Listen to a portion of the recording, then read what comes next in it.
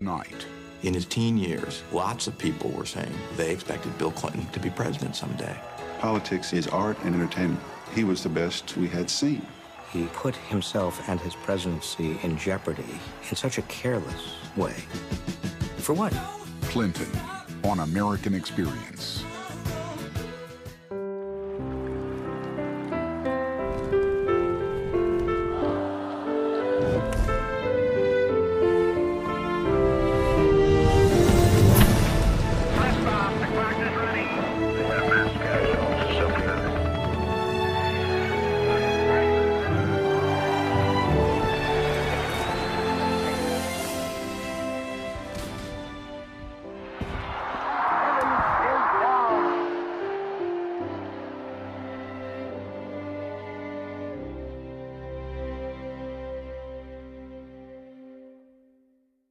Exclusive corporate funding for American Experience is provided by Liberty Mutual Insurance.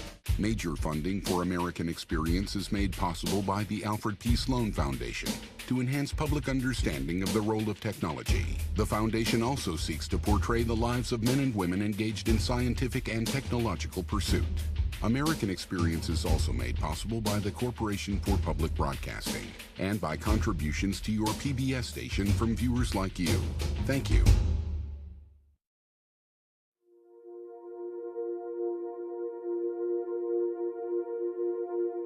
We interrupt your regular program for quite an extraordinary moment in the history of the United States. A short while ago, President Clinton's staff came to tell us that he was going to come to the Rose Garden now and make some remarks. Peter, the president will make another attempt to say he's sorry about what he's caused. Bill Clinton had come into office with notions of an heroic presidency, to inscribe his name in history alongside FDR and JFK. Good afternoon. But on the afternoon of December 11th, 1998, he came to the Rose Garden of the White House to apologize to the American people. I am profoundly sorry for all I have done wrong in words and deeds. I never should have misled the country, the Congress, my friends, or my family. Quite simply, I gave in to my shame. It's almost as if all of this was just too easy for him. It's almost as if he had to set up these barriers that he could then leap across or stagger across, but get across in any event, always. I'm going to give you this election back, and if you'll give it to me, I won't be like George Bush. I'll never forget who gave me a second chance, and I'll be there for you till the last dog dies. And I want you to remember that. How many second chances, right?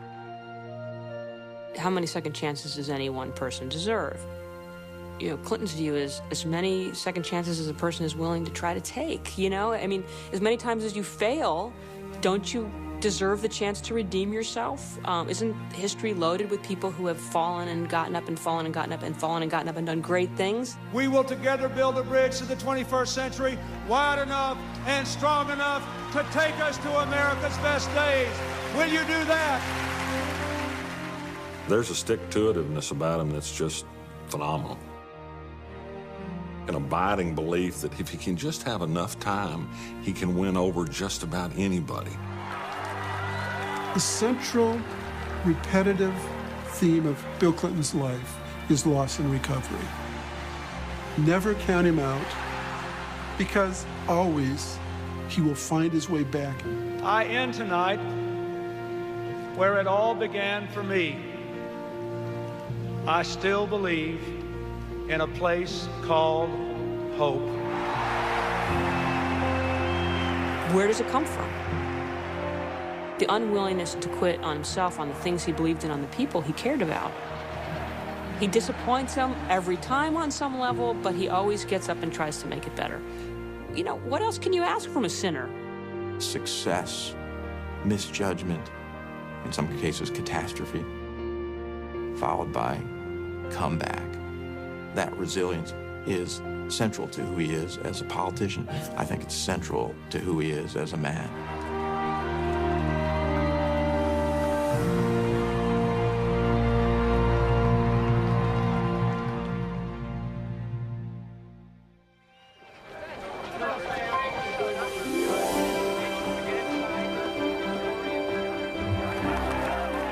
He would emerge from the political backwaters of Arkansas like a country tornado, one newspaper wrote. What's your name, Francis? A political natural unlike anyone had seen in a generation.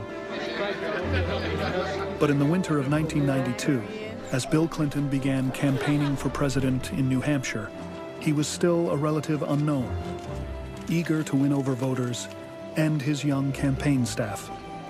It was just so clear that he was an exceptionally talented politician from the kind of get-go. So how do you get the ideas we develop in America into manufacturing jobs here? There are literally... His ability to adapt, his ability to walk into a room, to size up an issue, to understand. I've never seen a candidate, never seen a human being who with the most limited briefing can understand the dimensions, the parameters, the nuances of everything, of any kind of a policy or political problem. If we had a broad-based national health policy, it would never be in anyone's interest not to hire you because you... He could see 6 sides to the Pentagon.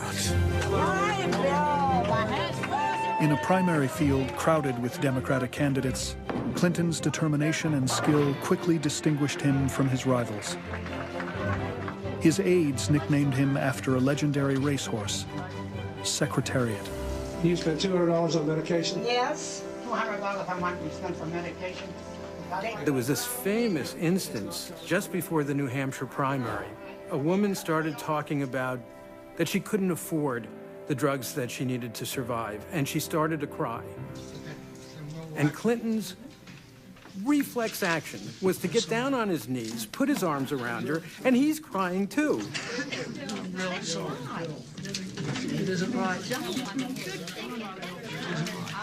The story that I heard from people over and over was, for that one moment, he looked me in the eye, he touched me on the arm, he listened to my story, and I felt like I was the only person in the world. And he did it over and over and over. And the only way you can have that moment over and over and over if you really are interested.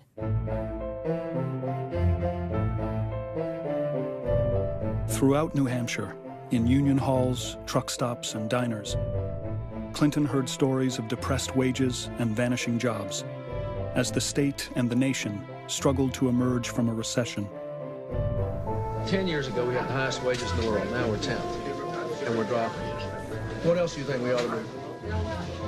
He knew these people, knew what they were thinking, knew their concerns, and felt that government in Washington, in large measure, was just not addressing those concerns. They do a lot of good, a lot of people need them, and I think...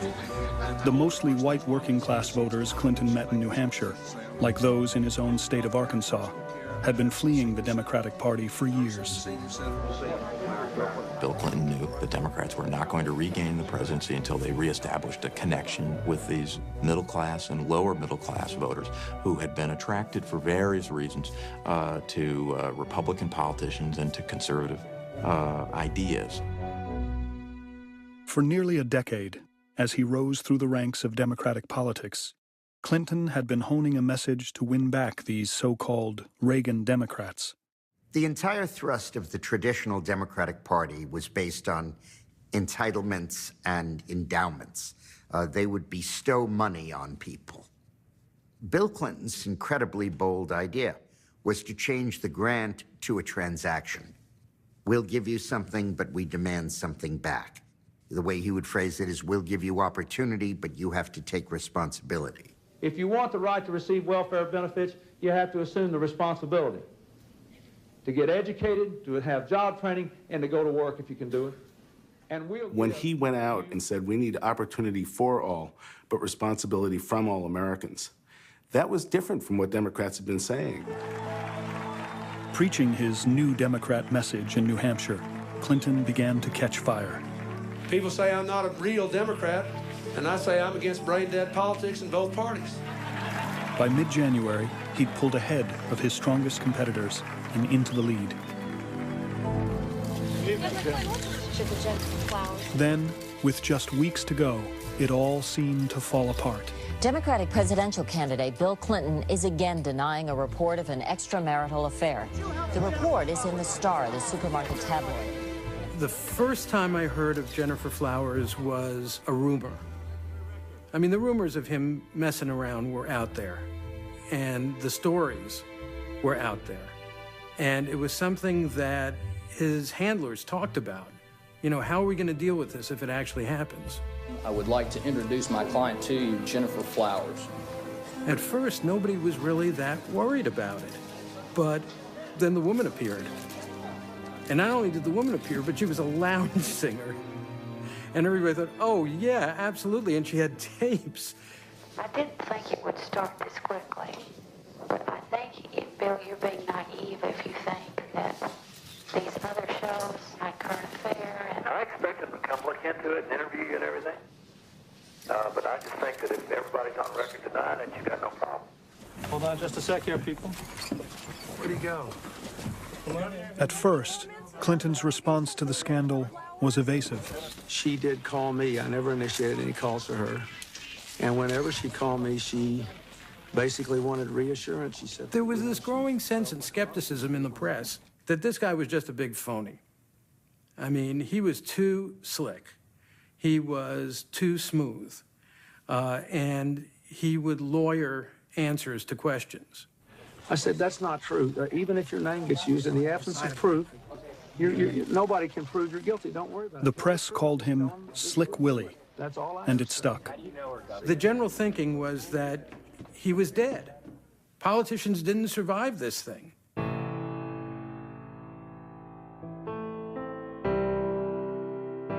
As many began to abandon Clinton, one person rose strongly to his defense.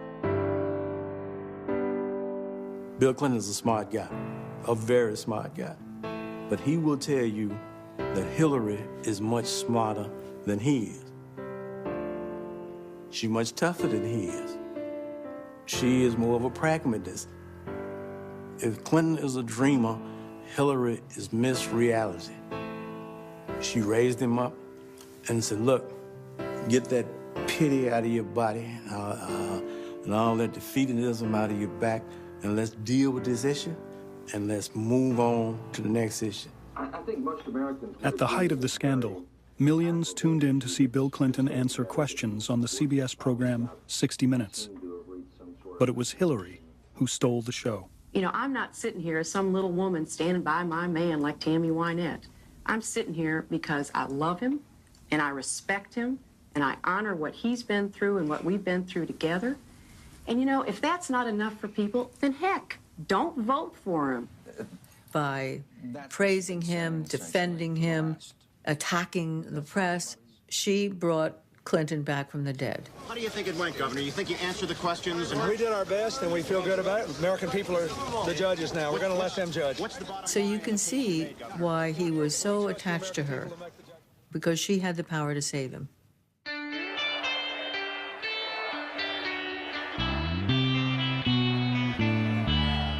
The partnership of Bill Clinton and Hillary Rodham began at Yale Law School in 1971. Clinton was fresh from a Rhodes Scholarship at Oxford University in England and already planning a career in politics. Bill loved to discuss issues. He loved to be in the center of discussions. He, in a way, loved to perform. He wasn't a great student. He didn't care about being a student. He was not there for being a student. He was there to make connections. Hillary was so much more obviously intellectual.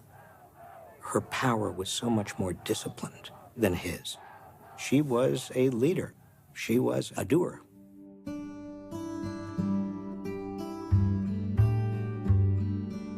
Bill eyed Hillary for weeks before the two finally met during one of his rare visits to the library. He was totally blown away by how confident and challenging she was. Here he is, this tall, gorgeously handsome hick with Elvis sideburns and high-water pants. She's the one who crosses the room, holds out her hand and says, if you're going to keep staring at me and I'm going to keep looking back at you, we better get to know each other. Bill Clinton, who always had lots of girlfriends, looked at Hillary and said, I've never had a girlfriend like that.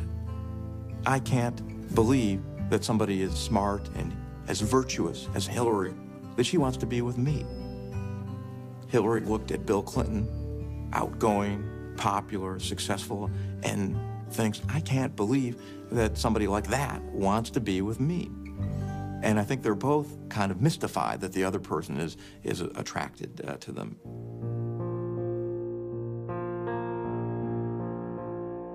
Hillary graduated from Yale in 1973 and soon landed a coveted job in Washington with the House committee investigating the Watergate scandal.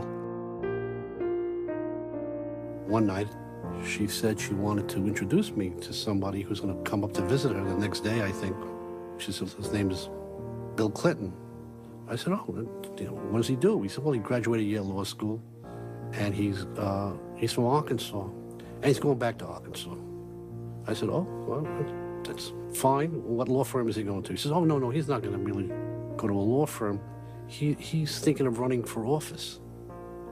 I said, he just graduated Yale Law School. What's he thinking of running for? He's running for Congress.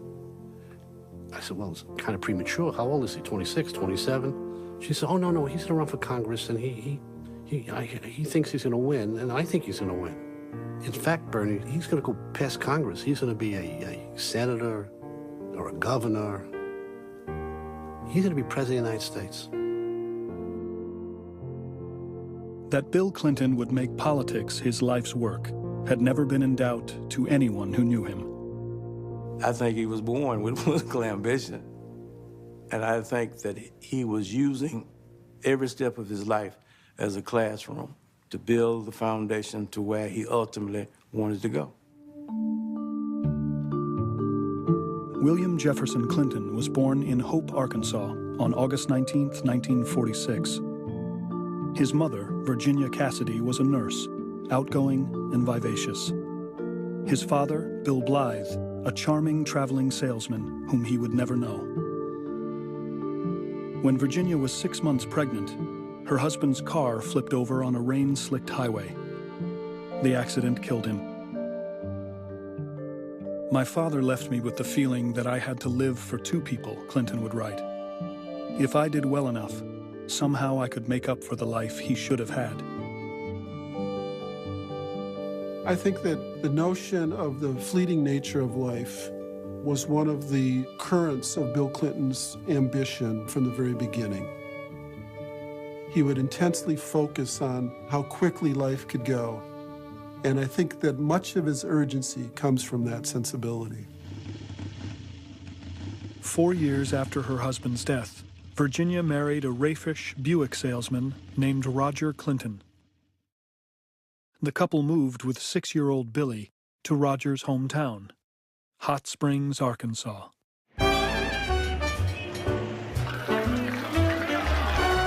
If Hope was a sleepy Baptist town, Hot Springs was the opposite. A rollicking resort, attracting people from across the country to its mineral pools and gambling parlors. Virginia took to Hot Springs as if she'd been born to it. She was exuberant in her living.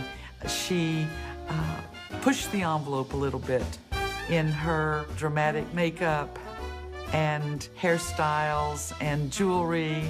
She was fun.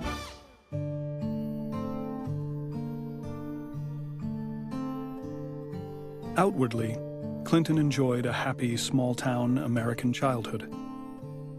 But inside his gabled house on Park Avenue, he was leading a far more turbulent life.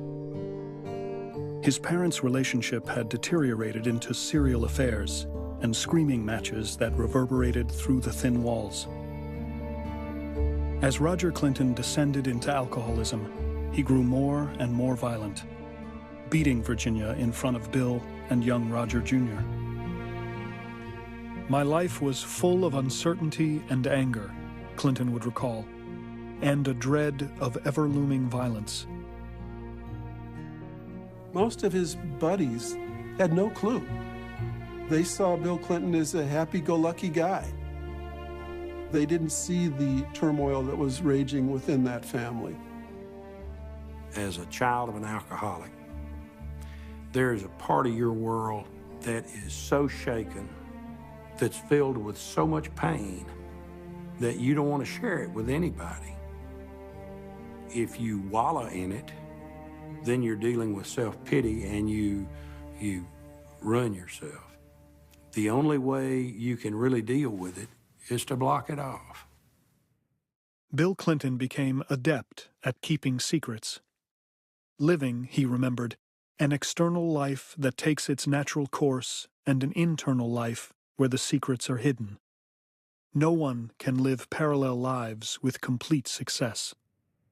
He decided to pretend it didn't exist, to pretend that everything was all right, to go to church, you know, with his Bible under his arm and be sunny and energetic and positive and simply not accept it.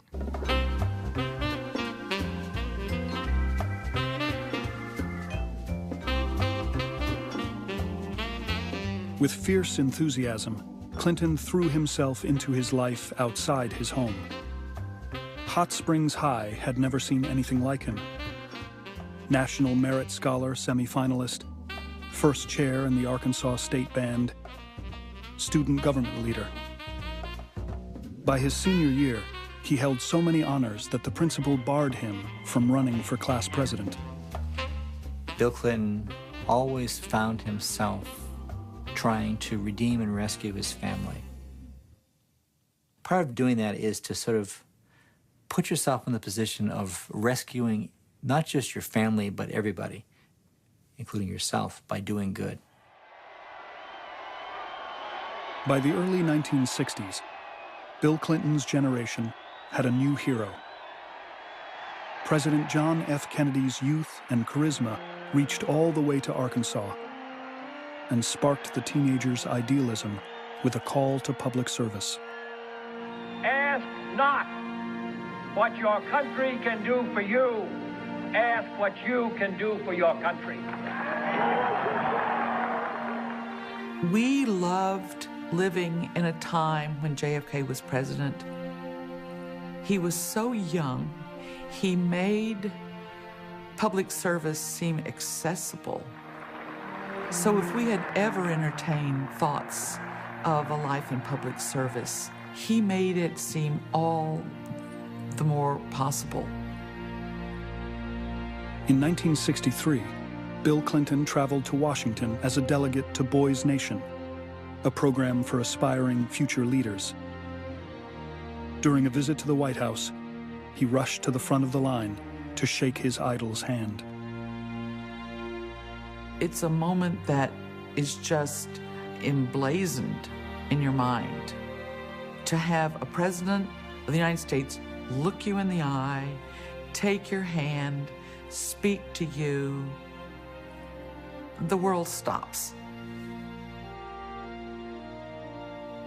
Bill said to me, "We will never forget that, will we? We will never forget that."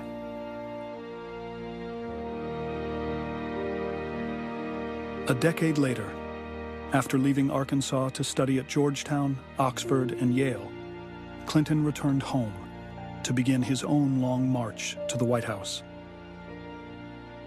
Bill Clinton went back to Arkansas for politics, pure and simple. He knew the people there, and he was of that place. He could see his political future, and that he was destined for something much larger than Hot Springs or Arkansas. In his first political race at age 28, Clinton took on a conservative Republican congressman named John Paul Hammerschmidt. I know that I could make a big difference for our district and for our people if I can have the opportunity to serve them in Congress. Few gave Clinton a chance to compete. People are saying, hey, he's smart, but why does this guy want to be a congressman? He's too young. He hasn't been elected to anything. He doesn't know what he's really doing. It wasn't just his inexperience. Many worried that in his time away, Clinton had lost touch with Arkansas and its values. There always has been with him a suspicion that this guy is not to be trusted. This guy's too liberal for us. And he encountered that, but initially in Arkansas, he just totally overpowered it with his charm, with his political skill, with his ability to connect and relate. In this small state, politics is art and it's entertainment. And he was the best we had seen. There's a fella here been talking some about being our next congressman. He's a new man. Bill Clinton is his name. For weeks on end, Clinton drove the back roads of northwest Arkansas, sleeping on couches, waking up at dawn to catch the shift change at nearby factories. Bill Clinton's ready, he's fed up too. He's a lot like me, he's a lot like you. Bill Clinton wants... She's got an extra battery. After about 4 or 5 days, when I was ready to go home, I had all the fun I could stand. And he would just keep going. We might stop in a service station or a restaurant or whatever. He would want to meet the cooks. He would go back in the kitchen and meet everybody back there.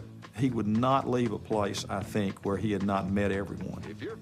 Sometimes people say, won't this guy go home? Because we don't want to embarrass him by just leaving, but he won't leave, right? Bill Clinton's ready, he's fed up too. He's a lot like me, he's a lot like you. Bill Clinton wants to get things done, so we're gonna send him to Washington. Make Bill a U.S. congressman. Gotta get those food prices down. You remember and vote for that.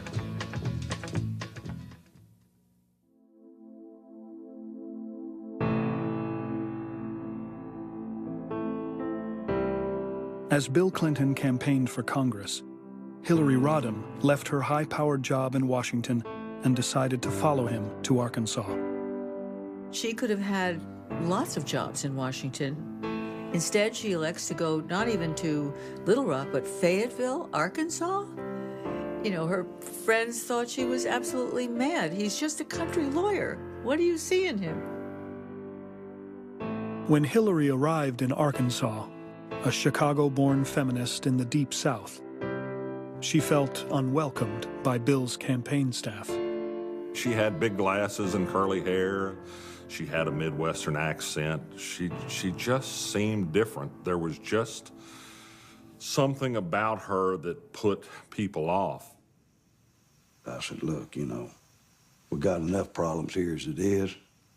She comes in here, and I said, I don't mind her being on the inside doing everything she does because she's sharp as her tack.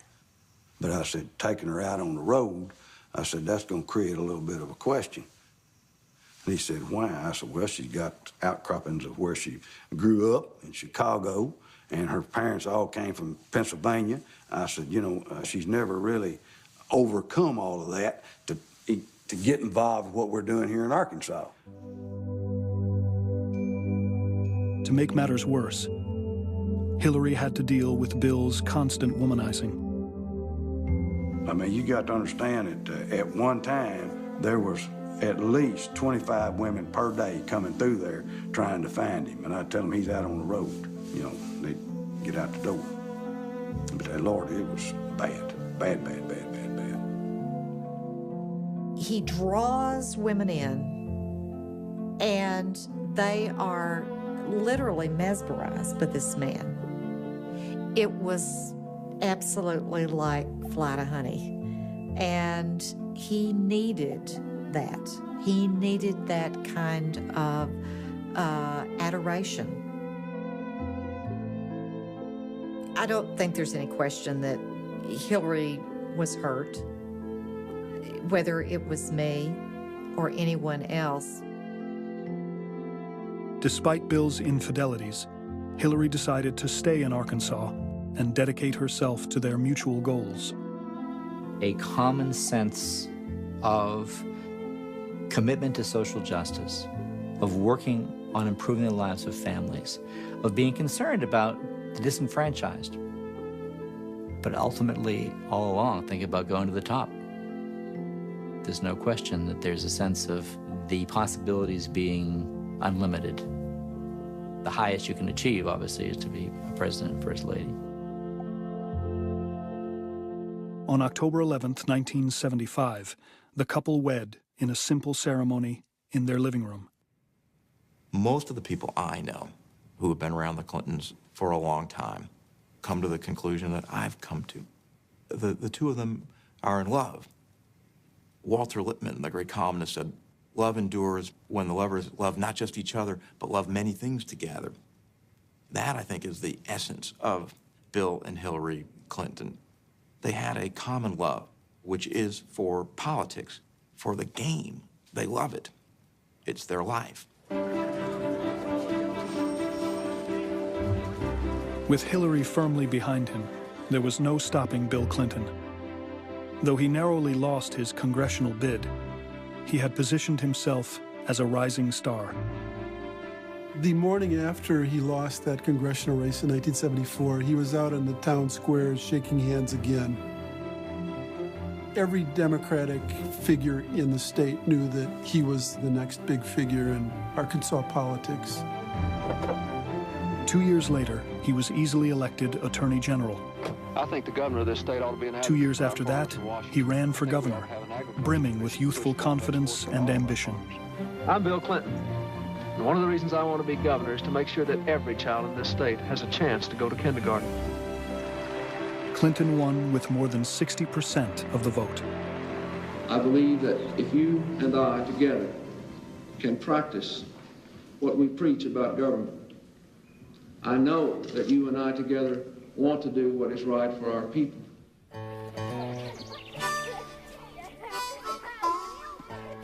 In the late 1970s, most of Arkansas was poor and undeveloped.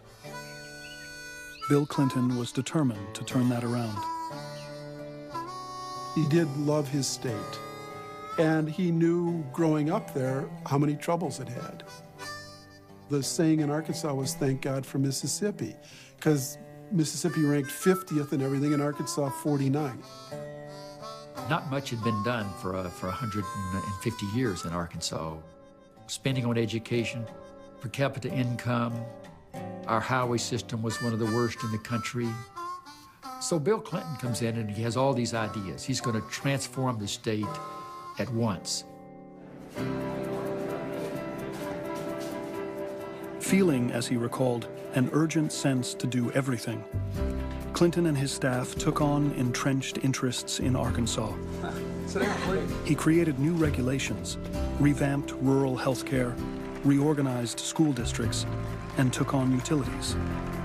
They were young and they were full of themselves and they thought they could change the world and, well, you know, and they could stop clear cutting of timber and clean up poultry practices and those sorts of things, and that was perhaps a little overly optimistic. Most ambitious of all was a project to fix Arkansas roads. It was paid for by a steep hike in taxes on car licenses and was a political disaster. Every month, 1/12 of the people of Arkansas went down to the courthouse to renew their license plates for the following year, and instead of being $19, it was $36. That became extremely unpopular. And he realized that late in the election of 1980, he'd go early in the morning to a factory gate, and all these guys refused to shake his hand. And he said, "No, you raised my truck tag, and I'm not going to vote for you."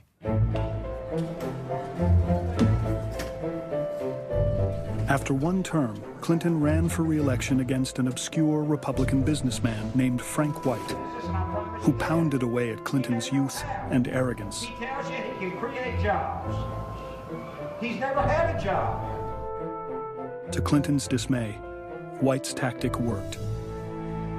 I regret that I will not have 2 more years to serve as governor, because I have loved it. I have probably loved it as much as any person who ever had this office. Since he was a teenager, Bill Clinton had prepared himself to be president. Now, just 34, with his new baby Chelsea to support, he feared his political career might already be over. He took it incredibly hard.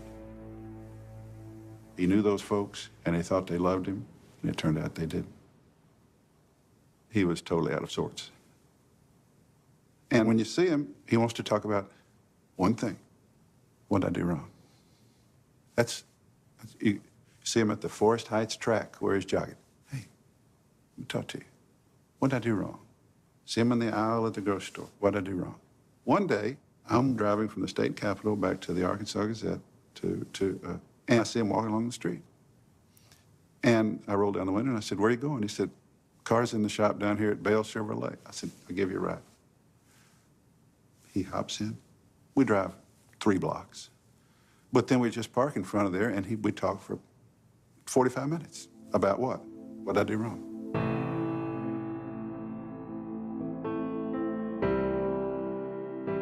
Hillary was as devastated by that defeat as Bill was, and as determined to make amends and figure out a way back.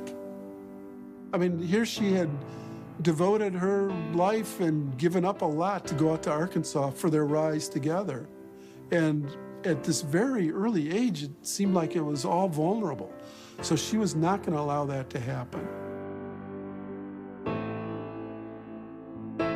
Hillary traded in her thick glasses for contact lenses and her unkempt hair for a fashionable blonde bob. To quiet some of her critics, she took her husband's last name. And just to put it to rest, I will forever be known as Hillary Rodham Clinton. Frustrated by what she regarded as poor advice, she took over her husband's re-election campaign. Hillary was the mastermind in that comeback. Most of his people advised him at the time, don't run again. Wait 2 years. Hillary says you can come back and you can do it again. He didn't trust himself as much as he trusted her. Determined never to lose again, Clinton studied the results of his defeat precinct by precinct. He resolved to win back every single one. Well, Judge, how are you? Fine. Congratulations. I remember one day we leave Fayetteville in a little plane and a storm is coming in. And he said, "Fly fast," because we can see the cloud coming in behind us. By the time we get 20 minutes away to the mountain town of Harrison, and the pilot says, "Can't put it down. Fog is too thick." "Got to," says Clinton. "Got to. I understand from the office that I got 150 people there. I got a chance to get some folks here." I'm sitting across from him thinking, this is it. I'm gonna die, and I'm gonna be the last paragraph in the obituary. After it's all about him. He says, "This is gonna get hairy. I'm going to sleep." And he leans back and appears to go to sleep. And the third time, we made it. And before the plane stops taxiing, he opens the door and jumps out because he's already an hour late. That's madness. The crowd has waited. They're ready to celebrate. It's been a long 2 years. If victory is ours tonight, I have been given something that few people get in life, a second chance to serve the people. Clinton had learned from his mistakes. Rather than take on every problem in Arkansas with his second term, he narrowed his focus to a single issue that he knew would serve the people and his political future: education. I still believe that until we have a system which guarantees confidence in basic learning skills, we will never be able to prepare our people for a higher level of achievements. I don't care what else we do. It's a winning issue. The people are willing to go that way. And it's something we can get done if we focus on that. He has settled on the strategy. Now, who's the right person? Who's my point person? Hillary. We know it's a huge task, but we're very optimistic that we're going to be able to make a substantial improvement in what our students receive. She went from town to town all over Arkansas, met with civic groups and PTAs and school groups, and talked about what they wanted to do about improving schools in Arkansas. By the time it was over, I think she was one of the most popular people in the state. One legislator popped up at a hearing one day and said, "We elected the wrong Clinton." It just resurrected him. He needed a success, and it made him the education governor at a time when education was a vital issue in the country, and he he was able to use that to open all kinds of doors for him. Over the next few years, Clinton began to catch the attention of the media and national Democratic leaders, desperate to find a candidate who could loosen Republicans' grip on the presidency. He would spend a huge amount of time meeting with, impressing, and charming his fellow governors and other elected officials. And after a day and a night with him, talking about philosophy and politics, you came away with the impression this was the smartest guy in the class, and that essentially, if you're going to have a president, it probably should be this guy. In 1987, during his fourth term as Arkansas governor, Bill Clinton was finally ready to leap onto the national stage with a long-shot run for the presidency. In July, he summoned the national media to Little Rock for the big announcement. Then, abruptly, he sent them home with hardly an explanation. I need some family time. I need some personal time. Behind the scenes, an old weakness had come back to haunt him. Just the day before the press conference, when he was going to announce that he was going to run, Betsy Wright, his ferociously protective campaign manager, sat him down with a list of names of women and went through one after the other. How many times? Where did you meet her? How likely is she to talk? For each name, he said, "Oh, she'll never say anything." And Betsy Wright said, "But you don't know that. You don't understand. On a national scale, people will investigate. Your opponents will investigate it. The media will investigate it. The problem is, we're not just talking about you.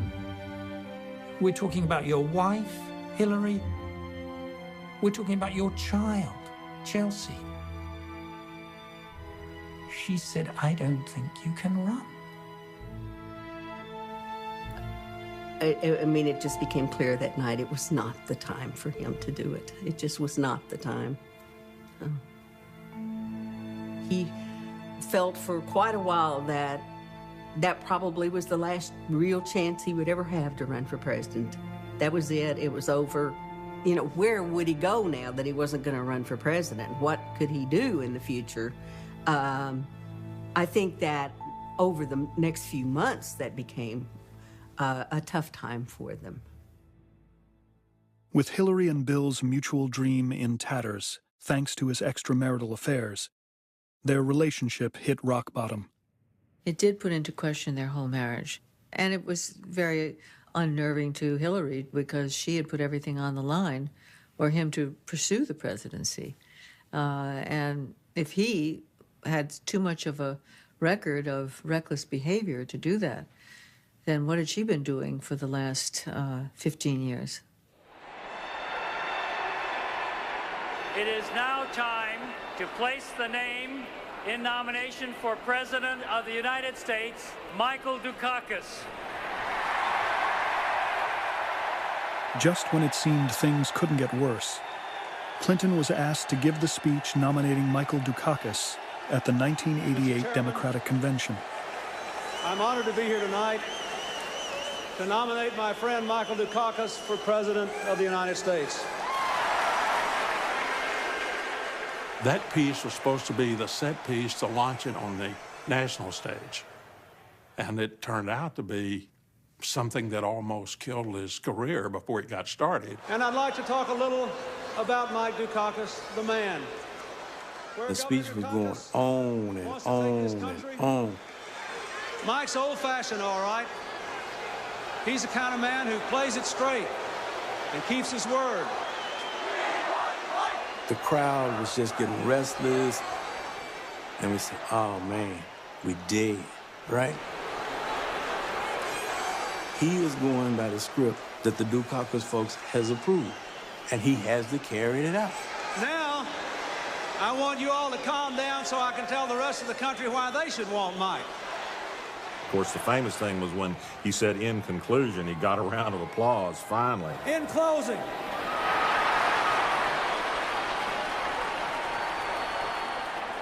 Linda, my wife, and I are at our house, and we're looking on in disbelief. Sometime in the wee hours, Linda wakes me up, and she says, look, he's got to go on the Carson show to make this right. My first question is, how are you?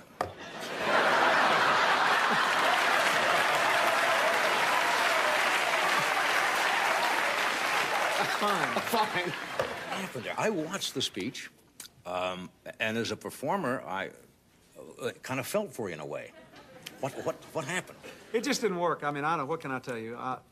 I really, my sole goal was achieved, however. I wanted so badly to make Michael Dukakis look great, and I succeeded beyond my wildest expectations. In an instant, he had turned it around. Because the next day, papers were full of good things and had kind things to say about him. And so it erased almost all of it in one day and made him more visible than he had ever been. You do tenor sax, you play, right? We're going to play a short song. He recovers better than anybody I have ever known. It's extraordinary. I mean, he can have horrible things crash down upon his head, but he crawls out from under it and keeps on going. Bill and Hillary Clinton were back on the map. Having faced a crossroads in their personal and political lives, they decided that whatever the costs, they would stay together and continue to pursue the goal they'd shared for 20 years, the presidency of the United States.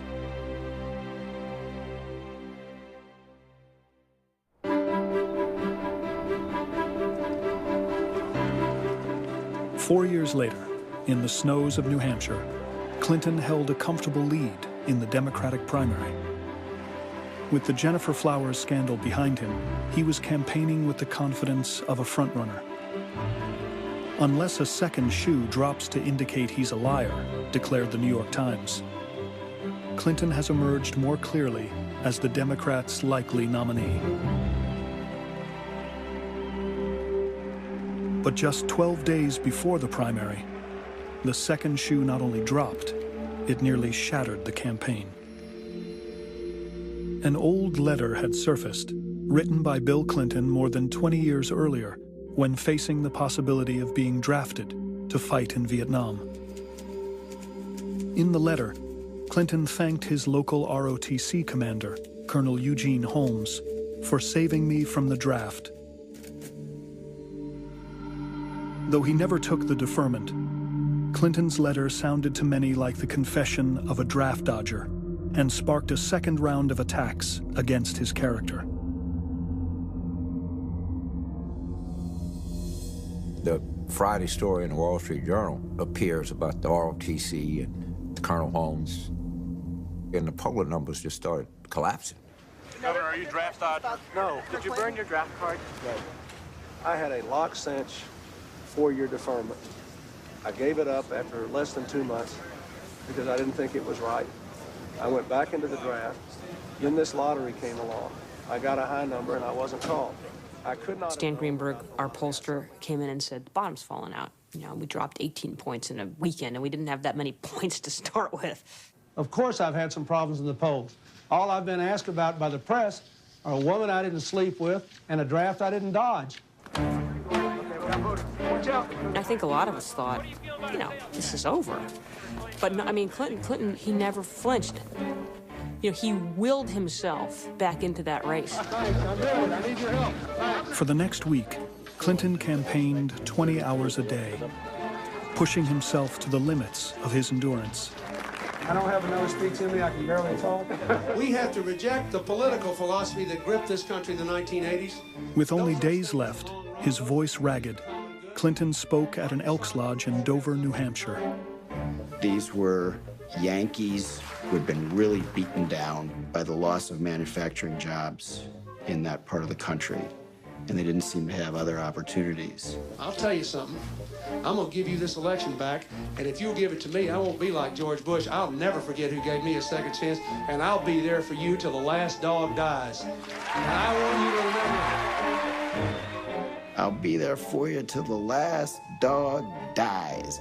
And we knew we'd seen one of those astonishing political performances. I don't promise you a miracle, I promise you a movement. Let's take our country back and see this country win again. Thank you very much, and God bless you. How many second chances, right? How many second chances does any one person deserve? Clinton's view is as many second chances as a person is willing to try to take, you know? I mean, as many times as you fail, don't you deserve the chance to redeem yourself? Isn't history loaded with people who have fallen and gotten up and fallen and gotten up and fallen and gotten up and done great things? And who's to say? Well, thank you. I need you tomorrow. Thanks. On February 18th, the voters of New Hampshire went to the polls. Despite the 1-2 punch of Jennifer Flowers and the draft, Clinton finished a strong second behind former Massachusetts Senator Paul Tsongas. Let me say that while the evening is young, and we don't know yet what the final tally will be, I think we know enough to say with some certainty that New Hampshire tonight has made Bill Clinton the comeback kid.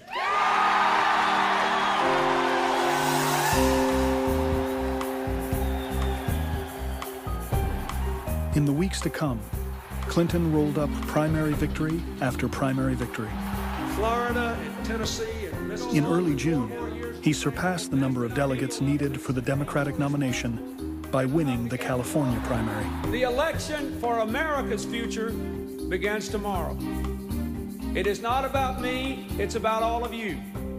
Even though he's winning voters over and winning these primaries with bigger and bigger margins, the news coverage, for the general electorate is one of a politician you would never make president of the United States. You could not possibly trust this guy.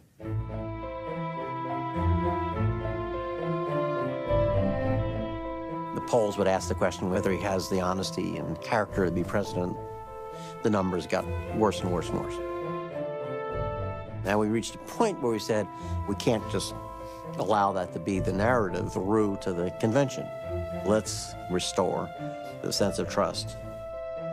A team of top campaign aides planned a complete overhaul of Clinton's image, culminating in a nostalgic film shown during the Democratic National Convention in New York. It was called A Man from Hope. I was born in a little town called Hope, Arkansas, 3 months after my father died. I remember living in that old 2-story house where I lived with my grandparents. I remember the film, I think, brought people back. Okay, here's who this guy is. Here is what we're really about, and we really have a strong candidate.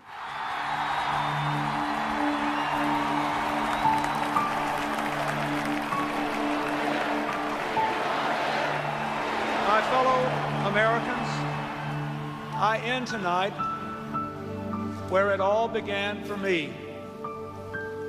I still believe in a place called hope.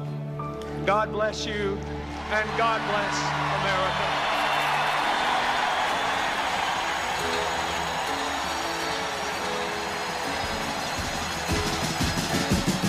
With a rock anthem from the 1970s as the campaign theme song, Clinton staffers positioned their candidate as the young, dynamic face of a new generation. To complete the image, Clinton chose as his running mate the youthful senator from Tennessee, Al Gore. It turned the conventional wisdom on its head. He believed you don't dilute your message. You put a big underline and an exclamation point, and this is a new generation, new ideas, a new Democratic Party. Totally energized the general election campaign.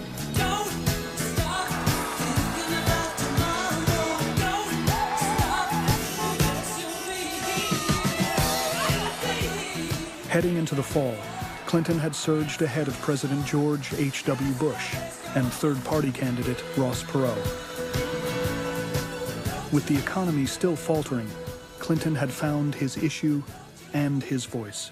The crowd that's running Washington today has had 12 years to test their economic theory, and it's failed. The decisive event came in mid-October, at the second presidential debate in Richmond, Virginia, when Clinton turned a question from the audience into a defining political moment. A woman stood up and asked a question that was on a lot of people's minds. How has the national debt personally affected each of your lives? And if it hasn't, how can you honestly find a cure for the economic problems of the common people if you have no experience in what's ailing them? And President Bush said, I don't get it. I don't get the question. Are you suggesting that if somebody has means, that the national debt doesn't affect them? What I'm saying I'm not sure I get it. Help me with the question, and I'll try to answer it. Clinton understood that she wasn't talking about the deficit or the debt. What she was talking about was the economy and the recession. And the body language was absolutely crucial at that point. He took 2 steps toward her. Tell me how it's affected you again. You know people who've lost their jobs and lost their homes? Well, I'll tell you how it's affected me. I see people in my state, middle-class people, their taxes have gone up in Washington and their services have gone down, while the wealthy have gotten tax cuts. I have seen what's happened in this last 4 years when, in my state, when people lose their jobs, there's a good chance I'll know them by their names.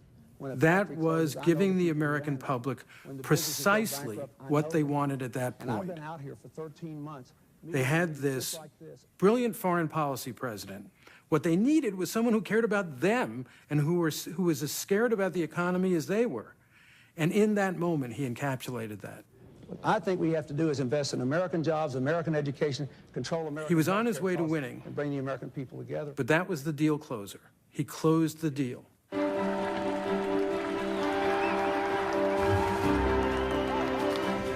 Like a marathon runner nearing the finish line, Clinton spent the final 24 hours of the campaign in an all-out sprint, touching down in 9 states. His voice gone, he could only wave at adoring crowds. Sometime during the course of this half hour, the man who liked to call himself the comeback kid, Bill Clinton of a town called Hope in Arkansas, will be projected the winner of the presidential candidacy of 1992.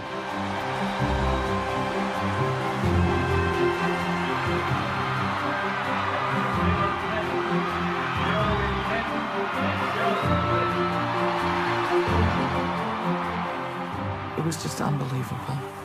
Such a moment of pride, happiness. It felt like we had a new opportunity to seize the day for America with fresh ideas from a man who had the right heart, the right spirit, loved service, and could face anything that life was about to throw at him. My fellow Americans, on this day, with high hopes and brave hearts, in massive numbers, the American people have voted to make a new beginning. There was this joy and buoyancy. He had so much promise about him. Those of us who believed in Bill Clinton, and I did, had a sense of, wow, this is going to be really, really good for the country. After 20 years of thrilling highs and gut-wrenching falls, Bill and Hillary had at last achieved their highest goal. But if they had won the presidency, the Clintons had yet to win over the country. And in this moment of triumph, few could imagine the turmoil that lay ahead. He got 43% of the vote, but none of us thought about that. To us, it felt like a landslide.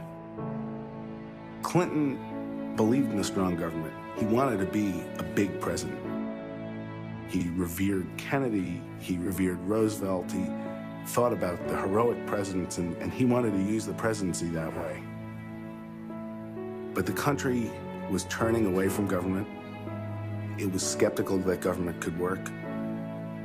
And there were these roiling undercurrents of anger that we knew were there, but we didn't realize how they could quickly consume even us.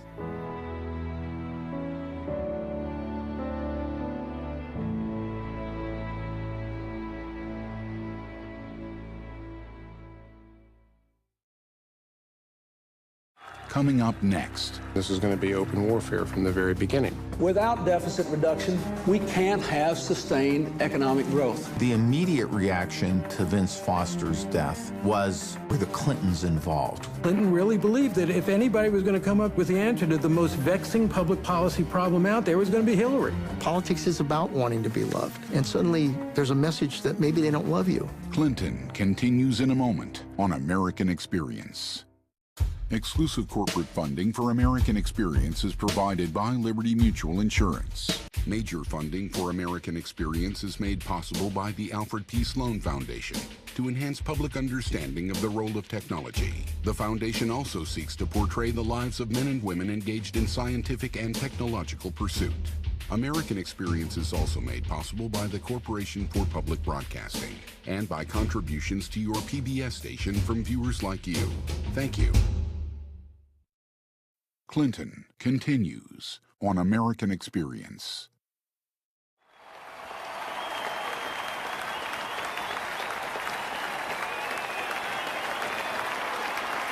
Ladies and gentlemen, the President of the United States of America, William Jefferson Clinton. On a crisp January morning in 1993, Bill Clinton took the oath of office as the 42nd President of the United States. Promising a new start, he sounded the themes of change and optimism that had won him the White House. Our democracy must be not only the envy of the world, but the engine of our own renewal. There is nothing wrong with America that cannot be cured by what is right with America. He did have heroic visions of what he might do as president. He felt that the winds of change were blowing heavily at his back and that he could ride them to great, magnificent victories.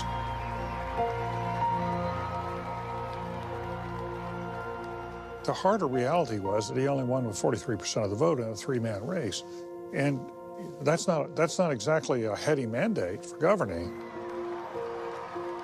Clinton's victory had come despite a deep divide in the country. Millions had responded to his campaign message of change, but millions of others feared where the country was heading and did not trust their inexperienced new president to lead them through uncertain times. There was a group of people who had a visceral dislike for Bill Clinton. They felt that he had stayed just one step ahead of the posse with his personal problems. They thought that he represented the 1960s generation that was always trying to pull a fast one and not playing by traditional rules. They despised him and thought there was something illegitimate about his presidency. This is a sense of him being a used car salesman. This is a sense of a guy being a charming hick. He was loathed because, first place, I think we've all known somebody like Bill Clinton, and we don't want them to be president of our country. Miss Clinton? Miss Clinton? And the wife was terrifying as well.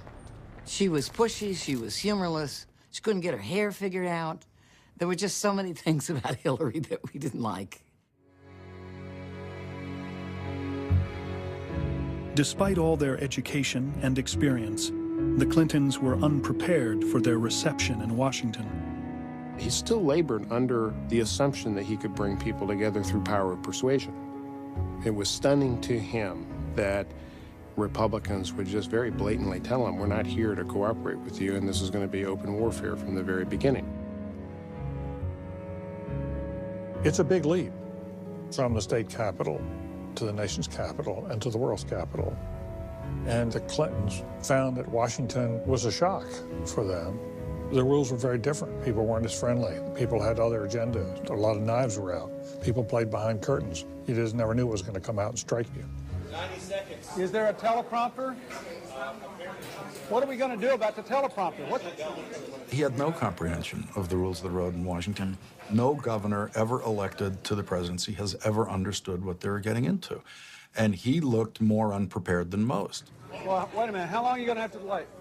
His first address from the Oval Office, sitting behind the desk, it looked like a big mistake had happened, and some little kid had been allowed in there with his $12 digital watch. Everything about him suggested he was not up to this.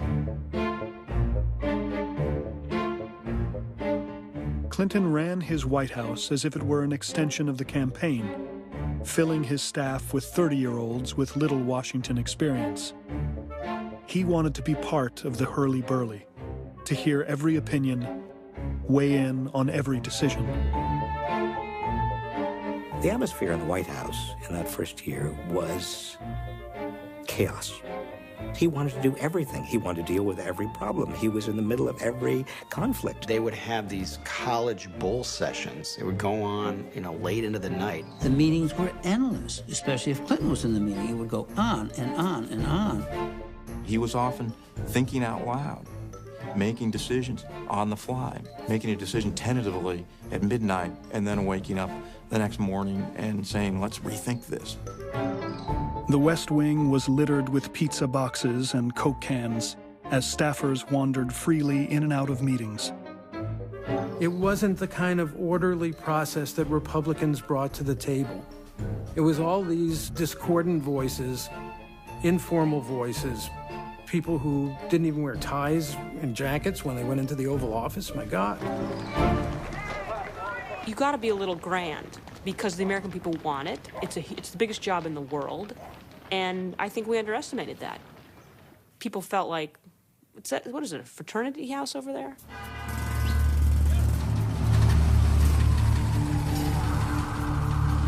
As Clinton took office in the winter of 1993, the economic crisis that had propelled him into office showed few signs of abating. We had had a recession.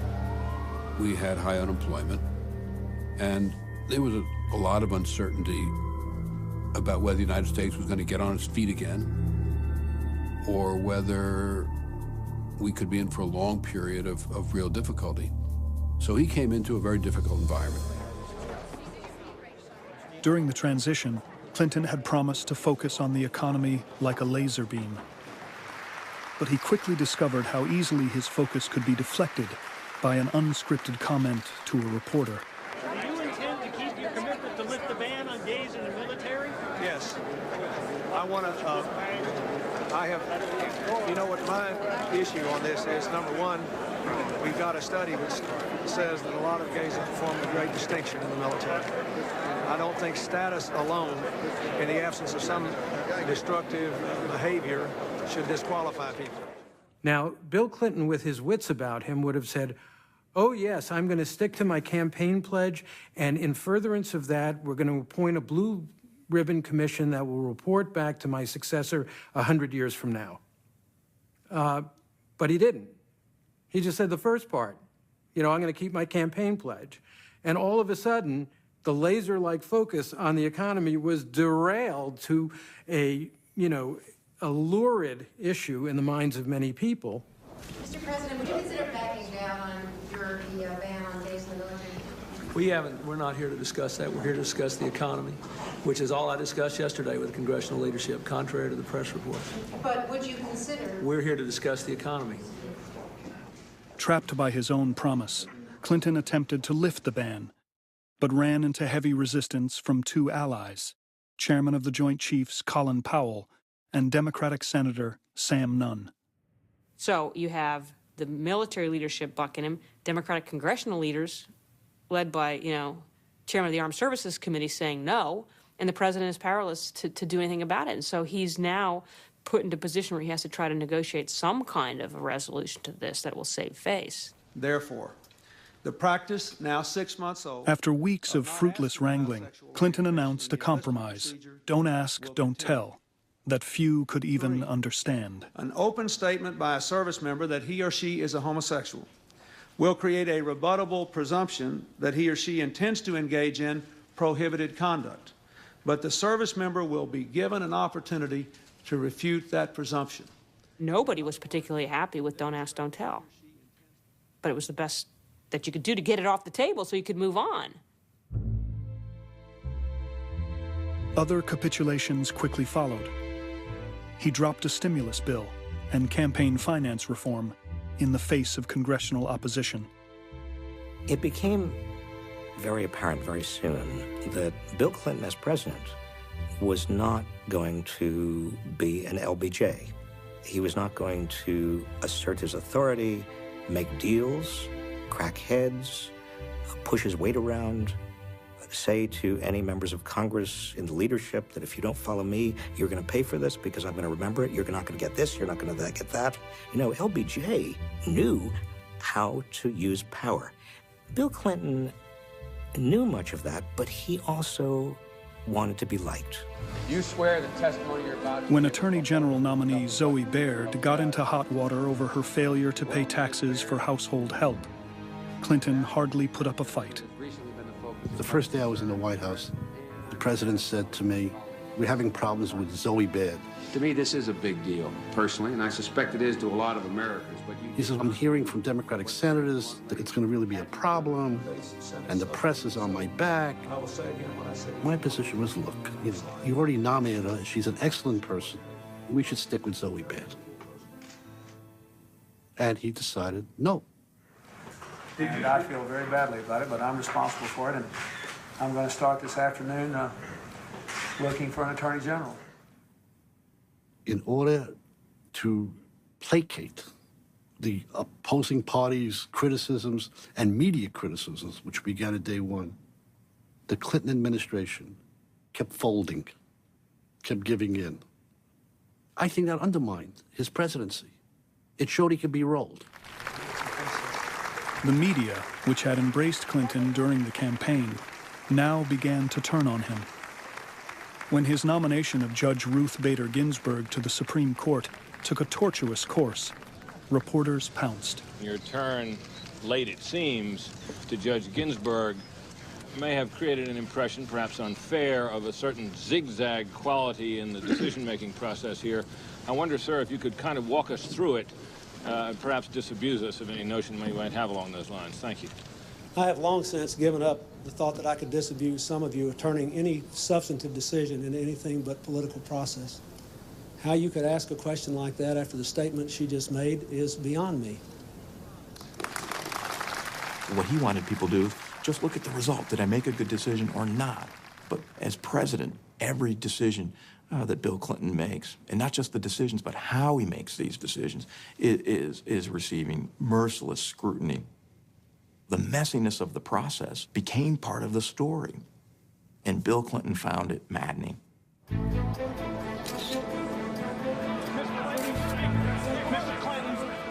The Clintons arrived in Washington in the midst of a media revolution. The advent of cable television and the 24-hour news cycle created an insatiable appetite for colorful coverage of Washington. Cable television was beginning to become a force. And the competition among cable news became a vicious fact of Bill Clinton's life. Sex sold. Corruption sold. Throughout the spring of 1993, a series of scandals, including Travelgate and Hairgate, flared in the press. Hillary found it hard to shrug off the negative press. Stories, like the one alleging that she broke a lamp during a heated argument with the president, embarrassed and humiliated her. "I've always believed in a zone of privacy," she said, "but I guess I've been rezoned." She had an agenda, changes in the country, in the world that she wanted to see done. She couldn't understand why the media was focusing constantly on their private life, but the more she fought it, the more she drew attention to it. The lawyer chosen to lead the Clintons' defense was their close friend and deputy White House counsel, Vince Foster. Vince, he got very upset with the attacks. He felt we couldn't stop these attacks. And yes, no, we couldn't stop these attacks. You know, this is the nature of the game down here. This is the partisan game down here. And I kept trying to calm him down. But I did see him getting sadder and sadder. And then that day came when he took his own life.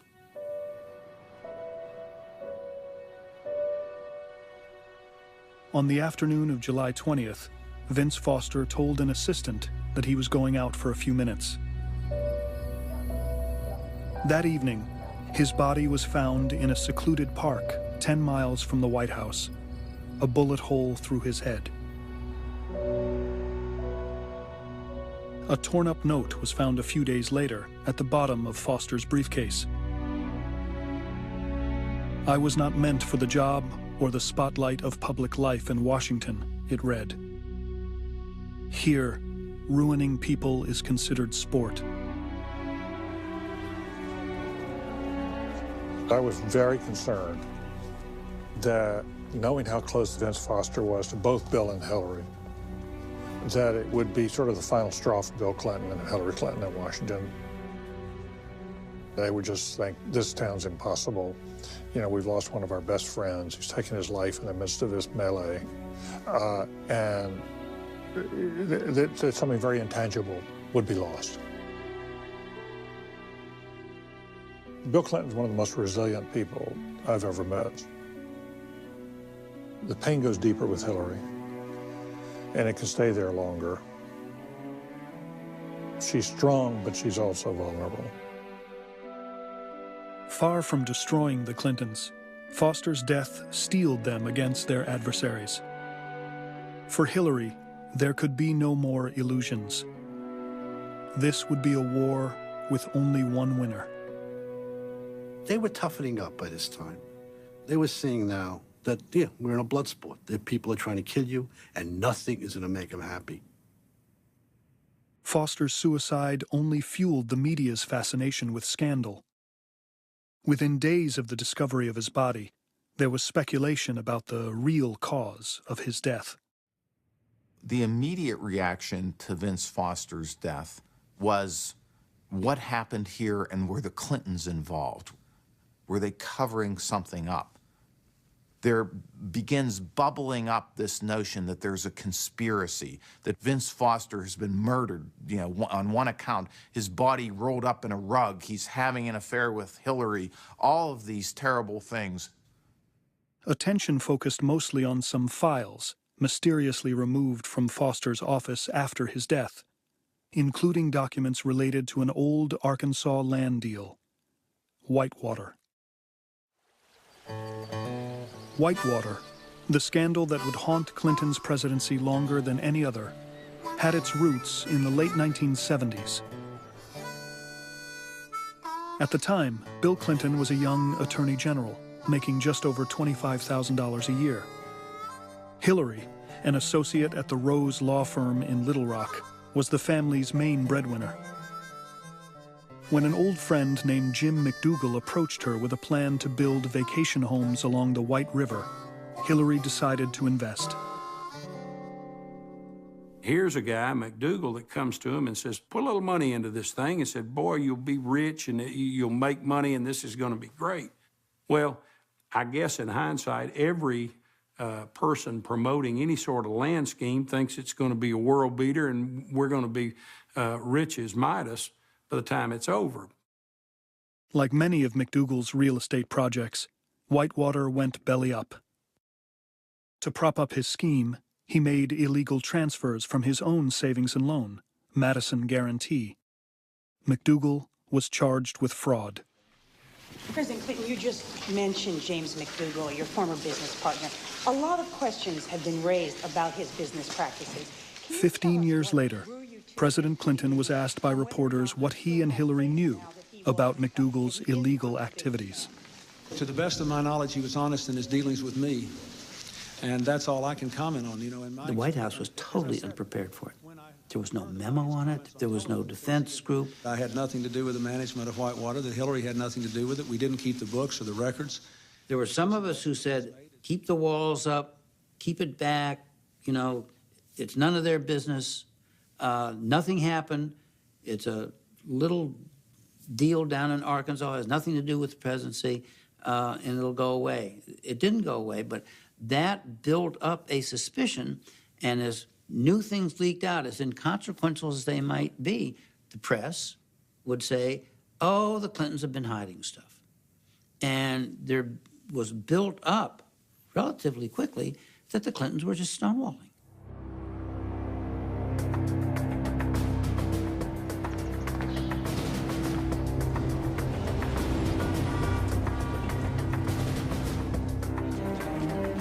The emergence of the Whitewater scandal couldn't have come at a worse time for President Clinton.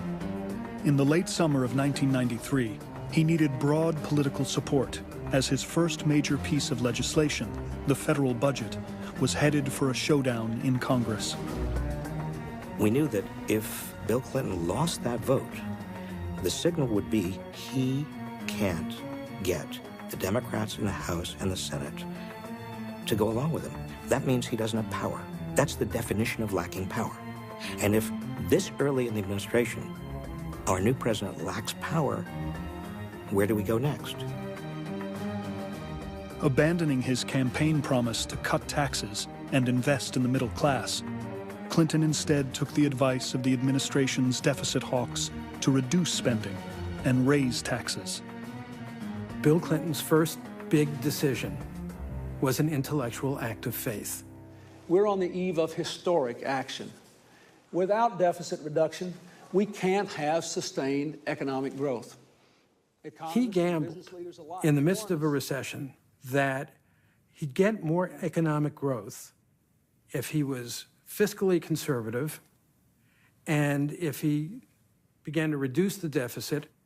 That would convince the bond market to start reducing interest rates, and the economy would grow. That was just a theory. No one knew it would work. More than anything, Clinton had wanted to invest in the middle class. The realization that he couldn't left him deeply disappointed. He didn't become president to say no. He didn't become president to administer pain. He didn't become president because he wanted to placate Wall Street. But in fact, his agenda did require, to some extent, doing all those things. As the budget reached Congress, Clinton knew it was on a knife edge. With Republicans unanimously opposed, the president needed nearly every Democratic vote to pass the bill. But the party, like the administration, was in disarray. Liberal Democrats complained about the cuts in spending, while conservatives opposed the tax hikes. I think that the president will fail, the party will fail, and the country will fail if we enact this budget. Faced with the possibility of a catastrophic defeat, Clinton got down to work. I knew if I didn't get the economy going, he said, nothing else would matter. There wasn't anything he wasn't willing to do. He would call, he would meet, he would grovel, he would strong-arm, he would use every tactic any leader has at his disposal to try to get this thing done. But the days when a president could command votes, even from members of his own party, were long over. Bill Clinton was used to Arkansas. You know, he knew the good old boys. He knew who he had to go to. He could walk on the floor of the legislature and basically, you know, with a smile and a pat in the back, he could get any vote he wanted. That wasn't true here in Washington. And in many ways, it was frustrating for him because he really felt that he knew what was best for the country and that by the sheer power of his personality and his words and his smile, that somehow he can make it work.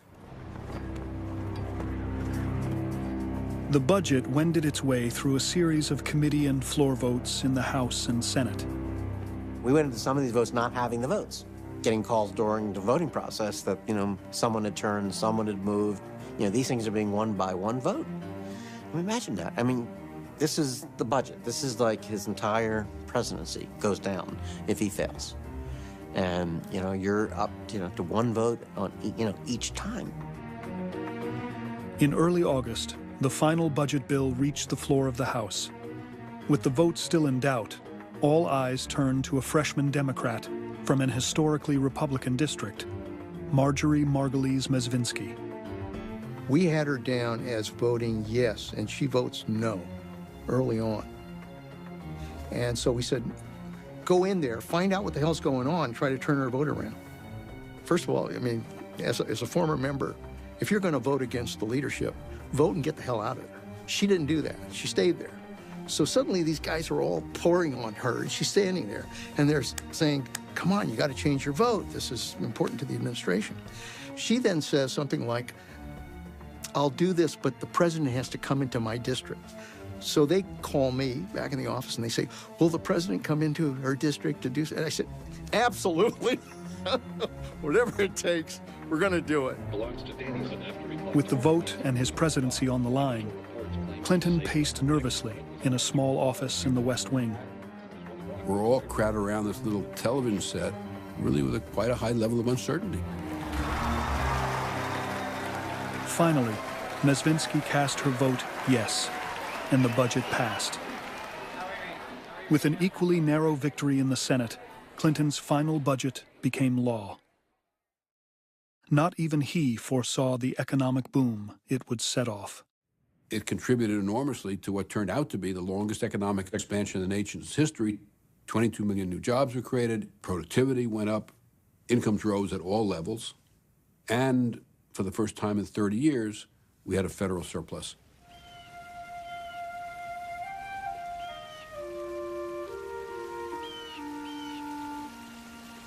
By the fall of 1993, there were glimmers of a turnaround in Clinton's fortunes. After passing his budget, Congress approved the North American Free Trade Agreement with overwhelming Republican support. The same month, he signed the Brady Bill, instituting background checks for anyone purchasing a firearm. NAFTA and Brady culminated 10 months of intense focus on domestic affairs. But beyond America's shores, a troubled world would wait no longer for the president's attention.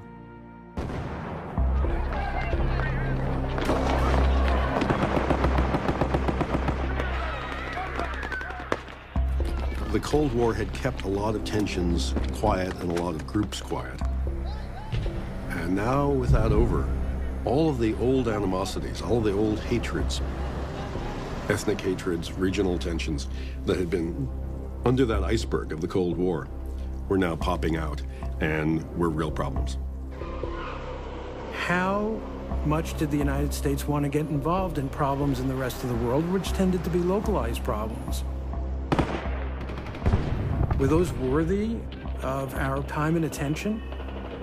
This was uncharted territory. We were all reaching for, all searching for some new grand unifying theory. Give us a new way of looking at the world. Clinton had little to offer in the realm of foreign affairs.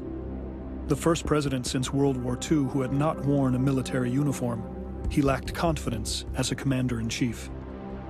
Clinton came to the White House with very little knowledge of the U.S. military. Famously, he didn't even know how to salute. To a great many people in this country, that was legitimately something to be worried about. Clinton's first major foreign policy crisis came in the African nation of Somalia, where a warlord named Mohammed Farah Aidid was terrorizing the local population in an effort to suppress his opponents in a civil war. Clinton inserted U.S. Special Forces into Somalia to capture Aidid. During a mission on October 3rd, 2 Black Hawk helicopters were shot down. American forces sent in to assist were pinned down by overwhelming firepower. Before they could be extracted, 18 U.S. soldiers were killed, with 84 more wounded. Around the world, images of a dead American soldier being dragged through the streets inflamed public opinion.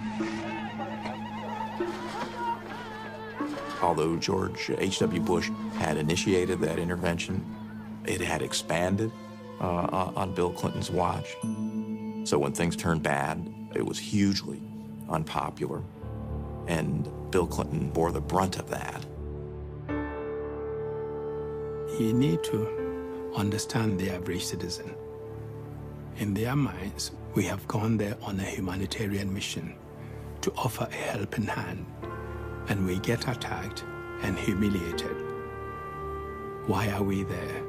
Why should we continue to help? Why are you keeping the boys there? Bring the boys home. That sort of political pressure that President Clinton and his team had to deal with. The backlash in public opinion contained what seemed a clear lesson for the young president. Military intervention, without a compelling national interest, came with unforeseeable risks and costs. It sent a chill through the administration and made them much more reluctant to intervene in other parts of the world. And where that came home in the most profound way, and one that Bill Clinton came to deeply, deeply regret, was in Rwanda. Rwanda, an African nation 1,000 miles to the west of Somalia, was suffering through its own civil war between two tribes, Hutus and Tutsis. In early April 1994, the Rwandan president's plane was shot down. The Hutu government blamed Tutsi rebels. When the plane was shot down, all hell broke loose, and that became the trigger which set off this mass killing.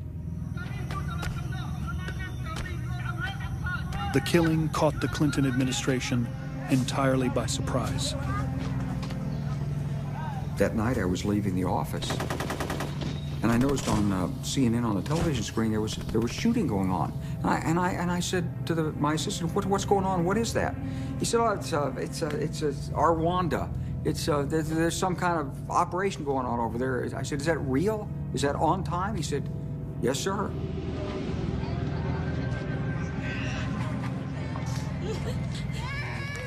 Ultimately, some 800,000 Tutsis would be killed. But with the Black Hawk Down incident still fresh, the Clinton administration did virtually nothing to stop the slaughter. We needed international support in Rwanda, but the will to intervene was not there.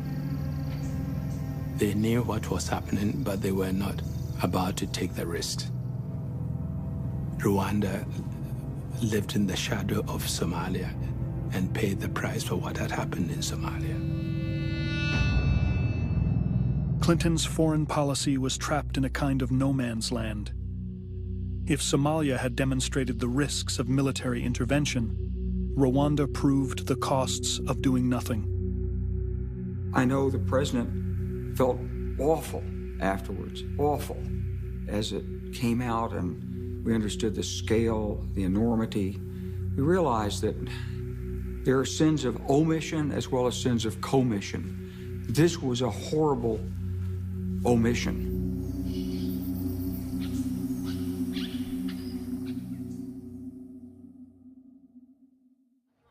Here we go.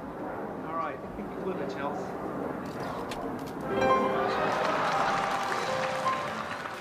Battered by a year Hillary described as hellish, the Clintons were looking forward to their first Christmas in Washington. Escaping the White House, they visited close friends and even shopped at a local mall. Bill and Hillary had always been doting parents to Chelsea, trying to keep her life as normal as possible. Both Hillary and Bill, in their own way, were fabulous parents. Very protective of Chelsea and managed to keep a cordon of privacy around her, let her grow up more or less naturally. For the most part, the press respected Chelsea's privacy, but showed no such consideration for her parents. In mid-December, the first family's hopes for a quiet Christmas were dashed when a call from the Washington Post once again plunged them into the roiling currents of the Whitewater scandal. I got a call from Bob Kaiser, who was then the #2 editor at the Washington Post. And he said, David, you know, we've known each other a long time, and we've made numerous requests to the White House for some Whitewater-related documents that we're getting stonewalled, and we're about to go on the attack. Many on his staff counseled the president to turn over his private papers on Whitewater to the Post. I said, Mr. President, this is a flagship newspaper. They're going to put a team of investigative reporters on this if you don't give these documents over, and no one knows where that's going to go. Why don't we just do it now and just, you know, do the fair and square thing? He said, I agree. Let's do it. He said, but there's one problem. He said, I'm in this with Hillary. You've got to go convince Hillary.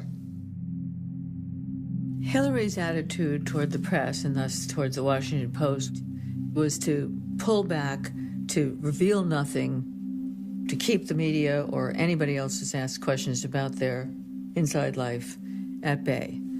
So she's locked down. Finally, after about 2 weeks, I got a call from the counsel's office saying, by the way, David, we have now sent a letter to the Washington Post, and I will read it to you. And I said, fine, let me hear the letter. And basically he said, Dear Washington Post, screw you. No documents. Clinton's refusal to turn over his private Whitewater records was a red flag to many of his political enemies. In early January, Republican Senator Robert Dole demanded the appointment of a special prosecutor to investigate Whitewater. If there's nothing to hide, why not lay it all out there? But every day there's another little drip coming from somewhere. Dole's demand reignited the argument inside the White House. Most of Clinton's advisors urged him to appoint a special prosecutor. But Hillary and White House counsel Bernie Nussbaum argued against it. I said to the president, they'll investigate you. They won't find anything because you did nothing in Whitewater. But they'll investigate you. If somebody did something in Arkansas in the last 20 years, they will try to find that person, then they will try to get that person to save their neck to remember something that you did in Arkansas in the last 20 years. Which was illegal. This will last, Mr. President, as long as you're president and beyond. The contrary argument was, we're trying to run a presidency in a White House here. This is not going to go away. Yes, you can stave it off for a while, but at some point, everything is going to come out. And that's when Clinton said, I can't take it anymore. Tell me what to do. You got to give me, tell me what to do. He screams at me. We finally persuaded Hillary, much against her better instincts, to call the president and say that we wanted him to authorize Attorney General Reno to appoint a special counsel. Exhausted and heartsick over the recent death of his mother, Clinton did not put up a fight.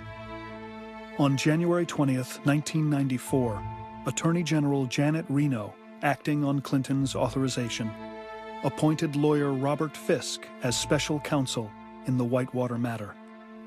Most of the newspapers in the country asked me to have a special counsel appointed. That's what I have done. I did it so that I could go on with my work. I want a full investigation. I want this thing to be done fully, clearly, and to be over with. Years later, Clinton would say, "It was the worst mistake of my presidency."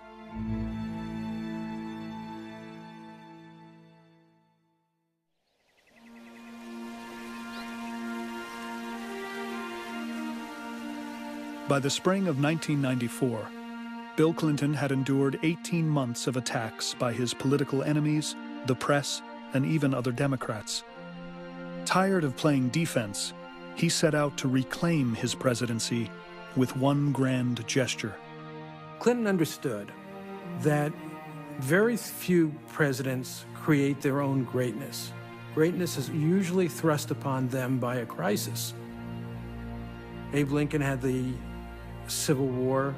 Franklin Roosevelt had the Depression and World War II. And so that was a challenge for Clinton. What am I going to do that's going to make me remembered? For 60 years, this country's tried to reform health care. President Roosevelt tried, President Truman tried, President Nixon tried, President Carter tried. Every time, the special interests were powerful enough to defeat them. But not this time. Healthcare was to be the giant monument of the Clinton presidency. Under our plan, every American would receive a health care security card. Bill Clinton held up this health care card that we were all going to get. Every one of us were going to get this card from the government, certifying that we had health care coverage. And we were all certain that we were absolutely going to get this done. To lead the signature initiative of his presidency, Clinton turned, as he always did, to the person he trusted most.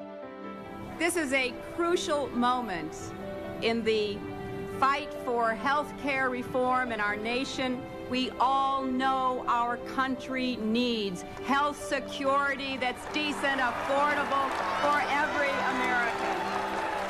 There are those who cynically say he owed her for standing by her man despite Jennifer Flowers and all the rest during the campaign. But I think it was something else. Clinton adores her, and he especially adores her mind. We cannot provide primary and preventive health care in America if we don't make better use of our nurses. Bill Clinton really believed that if anybody was going to come up with the answer to the most vexing public policy problem out there, it was going to be Hillary. It was one of the stupidest political decisions that Bill Clinton ever made. And now it's time for everybody to board their buses who's going. Hillary Clinton took to her new job with all the energy and determination pent up during the previous year. This is an issue that affects everybody. In forums and town meetings across the country, she heard stories of insurance abuse, exorbitant health care bills, and poor quality care. But once back in Washington, she shut out nearly every outside voice, relying on a tight circle of advisors to write a 1,300-page plan that would radically reshape the nation's healthcare system.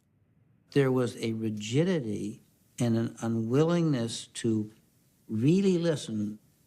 The mark of a good politician is to listen and to be able to understand what's really being said.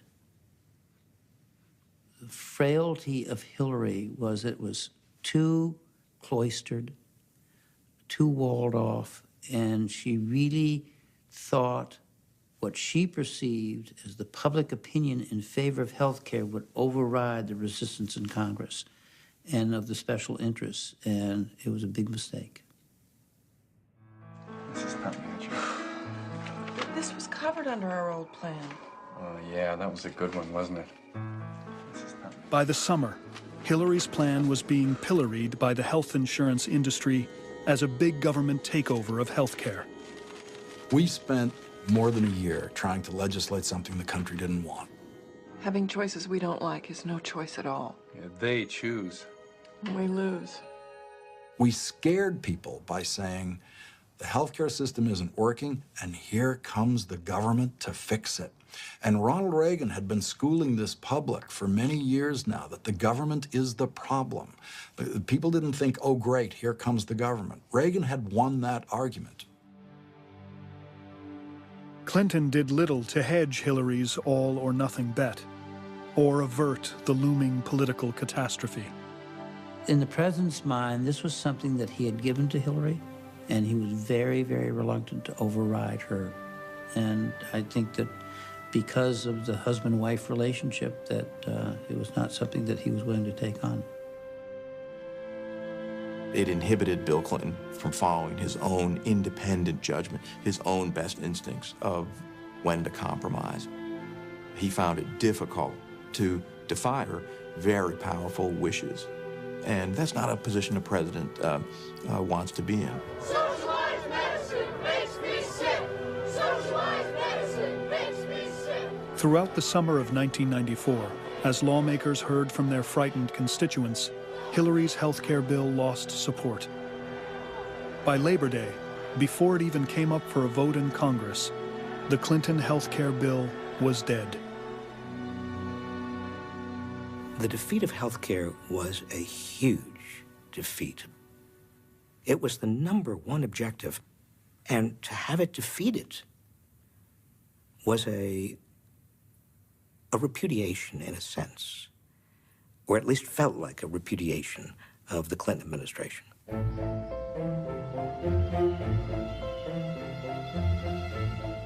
By the fall of 1994, the Clinton presidency was at its lowest ebb. Weakened by scandal and the defeat of healthcare, Clinton was about to be challenged by a new and formidable rival. I am a genuine revolutionary. They are the genuine reactionaries. We are going to change their world. They will do anything to stop us. They will use any Brimming with self-confidence, Georgia Congressman Newt Gingrich had spent more than a decade planning his assault on the Democratic Party. He was a giant personality. He was one of the best policy wonks and thinkers of new ideas around. But his style was very different from mine. His personality and his approach was, if it's not arrogance, it's at least overconfidence. You know, Clausewitz said that war is politics by other means. Newt thought the reverse was true, that politics was war by other means. Gingrich's ultimate goal was nothing less than a dismantling of what he called the liberal welfare state. He would begin by trying to break the Democrats' 40-year stranglehold on the House of Representatives in the upcoming midterm elections. We had some people that were not satisfied to just passively go along with being in an abused, mistreated minority. And there were a lot of Republicans that had been in the minority for so long, they thought, this is where we belong, and this is okay if they'll just give us a crumb or two. Newt started rocking the boat. Gingrich decided that the best way to achieve a Republican victory in the midterms was to run against Clinton. Republican candidates across the country morphed their Democratic opponents into the president. Look at Congressman Tim Johnson's voting record. It looks just like Bill Clinton's liberal agenda. The plan was to nationalize the election. Newt saw fundamental flaws in the Democratic Party's relationship with the American electorate, and he wanted to develop and exploit those and run a campaign based on that. As the elections approached, Clinton hit the campaign trail, hoping that his old magic could hold back the Republican tide. Part of Bill Clinton's persona is an abiding belief that if he can just have enough time, he can win over just about anybody. Clinton was sure his record could yet win over the American people. By the fall of 1994, the economy was growing again. In September, he added a new ban on assault weapons to his list of accomplishments. But scandals, the failure of health care, and foreign policy missteps weighed heavily on public opinion. I remember him saying to me on God knows how many speeches, Harold, if I can just communicate to enough Americans what we have done and where we want to take the country, we'll win this. I now declare the polls open. One of the big questions of the day is whether the Republicans have been successful in turning this election into a referendum on Bill Clinton as they had wanted. Our exit polls are turning up bad news all over the country for President Clinton and his party. I had called a friend at NBC to find out what the 1:30 exit polls looked like. And she told me, well, Tony, I actually haven't seen the 1:30 exit polls. They're holding them back. Apparently, you guys are doing so well that there must be something wrong with the polling. That was the beginning of a hopeful evening that turned into a glorious one. This is truly a wildly historic night. I mean, this is just, you know. The Republican revolution of Election 94 shook Capitol Hill like an earthquake today. Its reverberations went into state houses and moved the whole political landscape sharply to the right. By the end of the night, Republicans had picked up 54 seats in the House and 8 in the Senate, winning control of both chambers of Congress. The longest walk I took in my life was from I was still in the basement in the West Wing over to the second floor of the residence to tell him what he already knew, that we had lost the House and the Senate. That Christmas was another dismal one. Clinton wandered the corridors of the White House, obsessing about his defeat. The old question haunted him. What did I do wrong? In politics, you want to be loved. Politics is about wanting to be loved. And suddenly, there's a message that maybe they don't love you. And how do you deal with that? He really went through a lot of, of kind of internal conflicts. But again, typical Bill Clinton, he was angry, he was mad, he was, what went wrong? But at the same time, he was asking himself, how do I fix it? There was no doubt in my mind that Bill Clinton could come back or would come back. He always came back. Bill Clinton was constitutionally incapable of not coming back. The real question was how? In what form?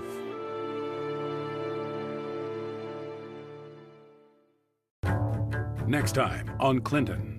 They believed that he was soft, that he could be pushed around. What a squandering of talent and possibility.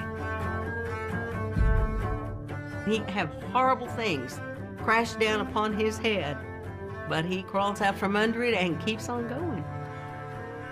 Clinton, next time on American Experience, only on PBS. Exclusive corporate funding for American Experience is provided by Liberty Mutual Insurance. Major funding for American Experience is made possible by the Alfred P. Sloan Foundation to enhance public understanding of the role of technology. The foundation also seeks to portray the lives of men and women engaged in scientific and technological pursuit. American Experience is also made possible by the Corporation for Public Broadcasting and by contributions to your PBS station from viewers like you. Thank you.